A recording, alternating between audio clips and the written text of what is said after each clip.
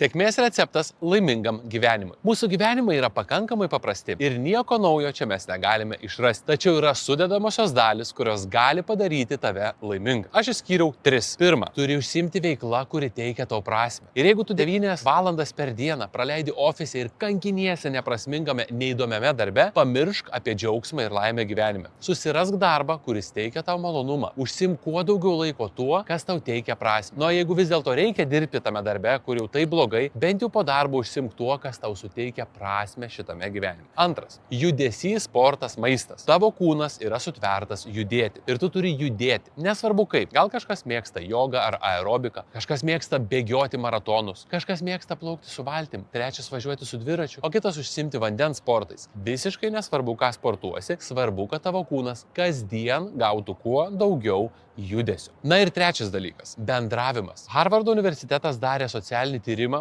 rodo, jog mus laimingais daro bendravimas. Santykiai su antraja puse, santykiai su draugais ir artimaisiais. Todėl nepamirškim šito labai svarbaus dalyko. Bendraukime artimai ir kurkime gražius, ilgalaikius ryšius su žmonėmis. Taigi, prasminga veikla, sportas, judesys, maistas ir bendravimas su žmonėmis arba santykiai daro mus laimingais. Štai toks yra paprastas tavo laimės receptas. Parašyk man komentaruose, ar tau pavyksta surasti šitą balansą savo gyvenime.